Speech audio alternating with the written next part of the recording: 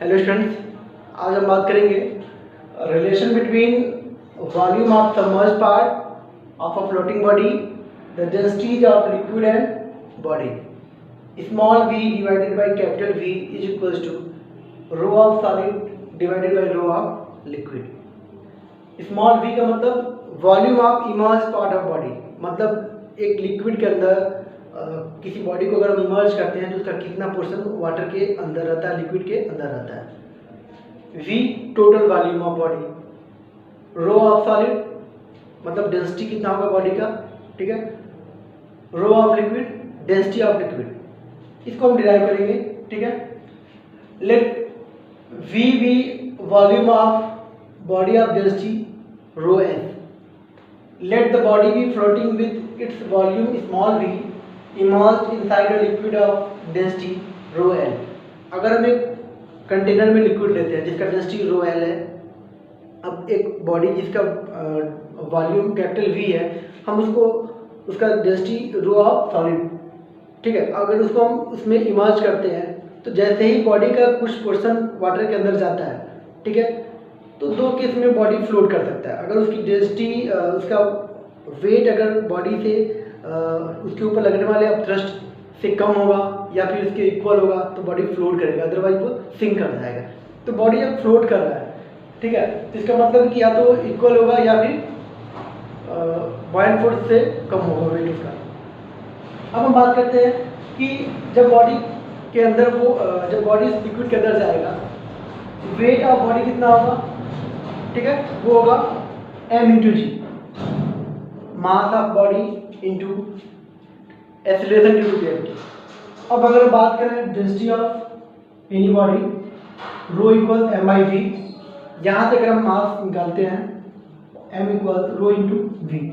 यही v क्या है, वॉल्यूम ऑफ बॉडी, क्योंकि वेट ऑफ बॉडी है तो इसका वॉल्यूम हो जाएगा कैपिटल V, उसका डेंसिटी हो जाएगा rho of solid and the value of g, ठीक है। अब जैसे ही लिक्विड के अंदर जाता है तो इसके वजह से जो इसमें अपथ्रस्ट उसके ऊपर लगने वाला है, ठीक है, उस अपथ्रस्ट की वजह से अगर हम देखें तो बॉडी जैसे ही उसके अंदर जाता है जो उसका कुछ पोर्शन वाटर के अंदर जाएगा वो क्या हो जाएगा, इमर्स पार्ट हो जाएगा, उसका वॉल्यूम स्मॉल v है। अब क्या होगा, जितना अंदर जाएगा, जितना ये वॉल्यूम स्मॉल v है उतने ही वॉल्यूम का वाटर डिस्प्लेस करेगा, ठीक है। Weight of liquid displace by body, ठीक, जिसको हम अपथ्रस्ट कहते हैं, बॉयंट फोर्स। ये क्या होगा, जो वाटर डिस्प्लेस होगा उसका वॉल्यूम कितना होगा, जितना इमर्स पार्ट है, स्मॉल v। डेंसिटी कितना होगा, क्योंकि हमको फाइंड करना है ना, वेट फाइंड करना है, m इंटू जी। तो पहले हम m की वैल्यू देख लें, यहाँ से रो v की वैल्यू हो जाएगी स्मॉल v, क्योंकि ये इमर्स पार्ट का, ठीक है। अब क्या होगा, जो इसका डेंसिटी होगा वो रो L होगा, द वैल्यू ऑफ जी तो कॉमन है, वो 9.8 होगा। ये हो गया according to principle of flotation. Flotation के प्रिंसिपल से मतलब बॉडी फ्लोट करेगा इनसाइड लिक्विड कब, जब उसका वेट और बॉयंट फोर्स जो उसके ऊपर लग रहा है दोनों इक्वल हो जाए। तो यहाँ से equation first, this is equation number first and this is equation number second. From equation first and second we have, from equation first and second we have W V rho of solid small g equals small v rho of liquid small g। Small g cancel हो जाएगा और हमारे पास आएगा capital V divided by small capital V rho of solid equals small v rho of liquid. यहाँ से देखेंगे अगर इमर्स पार्ट यहाँ आता है, इस v को इधर लाते हैं, ये हो जाएगा small v divided by capital V। Rho of solid इधर है तो रो ऑफ लिक्विड इधर लाएंगे, rho of solid divided by rho of liquid, small v divided by capital V, rho of solid divided by rho of liquid. इस तरीके से हम इसको डिराइव कर सकते हैं। अब इसी फॉर्मूले के बेस्ड कुछ न्यूमेरिकल्स हैं, इसको सॉल्व करने की कोशिश करिए। First numerical is a rubber ball floats on water with its 1/3 volume outside water. एक रबर बॉल है जिसका 1/3 पोर्शन क्या वाटर के बाहर है, तो हमको पहले ये देखना होगा इमर्ज पार्ट कितना है, ठीक है।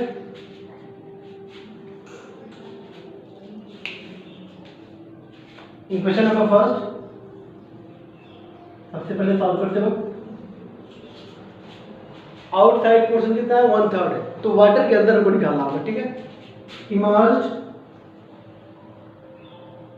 Part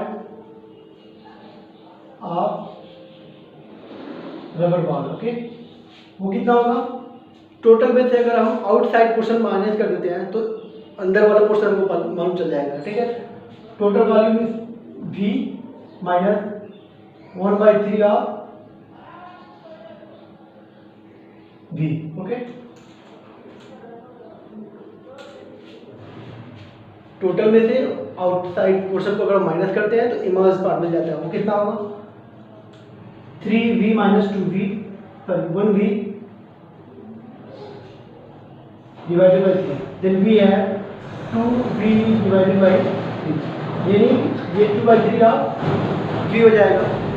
now what is the density of rubber, rubber का डेंसिटी कितना है, ठीक है, यानी density of rubber, rubber ball, okay, या इसको सीधे बॉल लिखते हैं, डेंसिटी ऑफ बॉल, ये हमको फाइंड करना है। अब हमारे पास फॉर्मूला क्या है, small v divided by capital V is equal to rho by solid, rho of solid divided by rho of liquid, ये हो जाएगा small v divided by capital V, rho of solid divided by rho of liquid, ठीक है।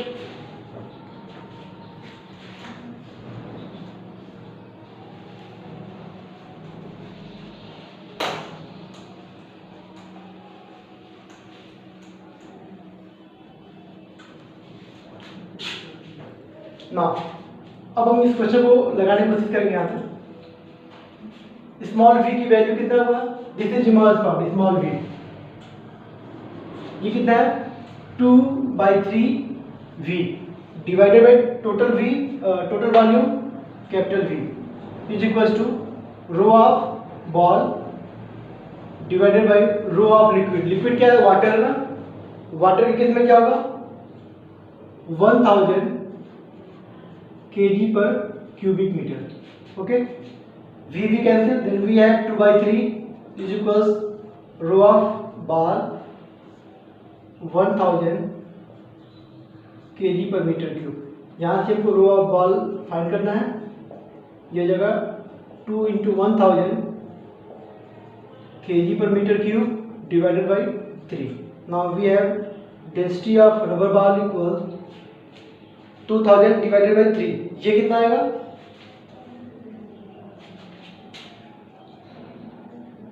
666 kg पर cubic metre. इसको आप लिख सकते हो rho of ball equal 666.7 kg पर क्यूबिक मीटर। तो इस तरीके से सबसे पहले हमको इस क्वेश्चन में इमर्ज पार्ट फाइंड करना होगा। टोटल में से आउटसाइडर को अगर माइनस कर देते हैं तो इमर्ज जितना वाटर के अंदर है वो हमें मिल गया। अब इसी वैल्यू को इसमें पुट करेंगे, इमर्ज पार्ट को, टोटल वॉल्यूम V होता है, ठीक है, ये फाइंड करना है, ये ऑलरेडी लिक्विड का मतलब वाटर का दिया हुआ है, इस तरीके से इसका आंसर फाइंड कर लेंगे। Next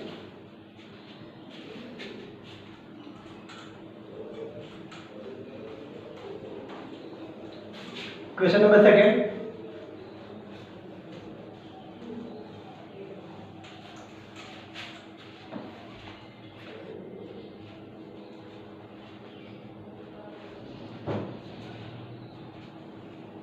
question number second, a block of wood of mass 24 kilogram floats on water. कोई बॉडी है जिसका मास दिया होगा, okay. Question number 2, mass is given 24 kg। Water के अंदर वो क्या, वाटर फ्लोट कर रहा है। The volume of would is given, volume भी दिया हुआ है 0.032 क्यूबिक मीटर। अब फाइंड क्या करना है, a volume of block below the surface of water, मतलब ये small v immerse part of body वो हमको फाइंड करना है। Then second density of wood, मतलब ये कि बॉडी का डेंसिटी कितना, ये फाइंड करना है, ठीक है। सबसे पहले हमारे पास क्या क्या है, जो भी वुड है, ब्लॉक ऑफ वुड है, उसका मास दिया हुआ, वॉल्यूम दिया हुआ, तो क्यों ना हम यहाँ से डेंसिटी फाइंड कर लें, यानी ये पहले फाइंड होगा। ओके, पार्ट 2 ये आएगा, पार्ट 2 पहले सॉल्व होगा। Rho of wood equal mass divided by volume 24 kg divided by 0.032 cubic metre. ये कितना होगा? रो ऑफ वुड इक्वल, अब इसको डिवाइड करेंगे,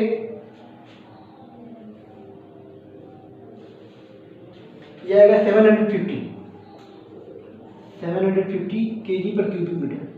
ये हो गया पार्ट सेकेंड।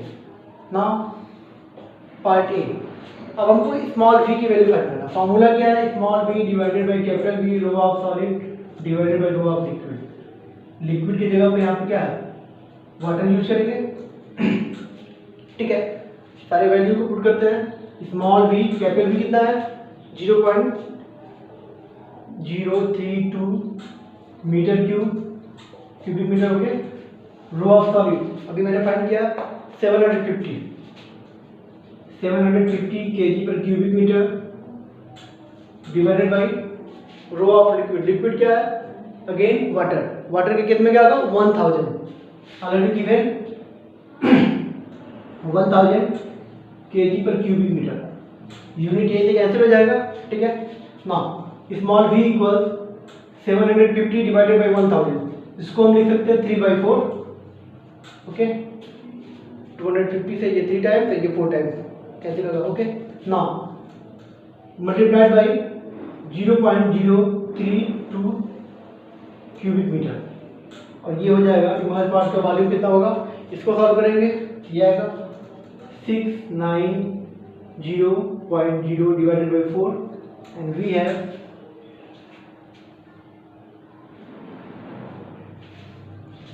0.024 cubic metre. ये हो जाएगा वॉल्यूम ऑफ इमर्ज पार्ट। ठीक है, volume of block below the surface of water, मतलब वाटर के अंदर कितना पोर्शन वॉल्यूम, जो भी पोर्शन उसका वॉल्यूम कितना है वो इमर्ज पार्ट स्मॉल v हो जाएगा। और would density of would find करना होगा तो वो मास अपॉन वॉल्यूम इसलिए फाइंड कर देंगे। Okay, now next question number 3।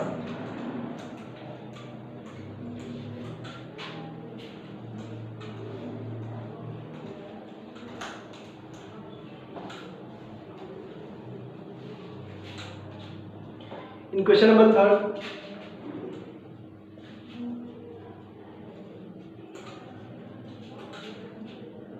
if density of ice is 0.9 gram पर cubic centimetre, density of ice दिया हुआ है कितना? 0.9 ग्राम पर क्यूबिक सेंटीमीटर या सीसी लिख सकते हो। What portion of an iceberg will remain below the surface of water in a sea water? अब सी वाटर का डेंसिटी दिया हुआ है, density of sea water 1.1 gram पर क्यूबिक सेंटीमीटर। आइसबर्ग दिया हुआ वो उसका वॉल्यूम कितना है? मान लेते हैं उसका वॉल्यूम v है। ठीक है, हमारे पास formula small v divided by capital V is equals rho of solid, as a solid यहाँ क्या है? आइस है, divided by rho of liquid, वो क्या है? Rho of sea water. ये होगा फॉर्मूले के अकॉर्डिंग। अब यहाँ पे बात करेंगे, क्वेश्चन ये है कितना portion, what portion of iceberg will remain below the surface of water. Iceberg का कितना पोर्शन वाटर के अंदर होगा? ठीक है, मतलब स्मॉल v की वैल्यू फाइंड करना है। Small v divided by capital V, rho of ice कितना है? 0.9 ग्राम पर cubic centimetre divided by rho of sea water 1.1 gram पर cubic centimetre. Okay, unit cancel हो जाएगा। नाउ वी है small v divided by capital V, इसको solve करेंगे तो कितना होगा? 0.9 divided by 1.1, small v divided by capital V equal 9/11। Okay, 9/11। यहाँ से स्मॉल v कितना होगा? 9 डिवाइडेड बाई 11 इंटू वी। इसका मतलब ये होगा कि अगर बॉडी का वॉल्यूम कैपिटल वी है तो उस कैपिटल वी का 9/11 क्या होगा, लिक्विड के वाटर के अंदर होगा। तो जो इमर्ज पार्ट होगा वो क्या होगा एक्चुअली 9/11 ऑफ टोटल वॉल्यूम। ठीक है, ये इसका वी की वैल्यू हो जाएगी। ठीक है, तो इस तरीके से यूजिंग दिस फार्मूला हम और भी न्यूमेरिकल्स इजीली सॉल्व कर सकते हैं। Okay, thank you.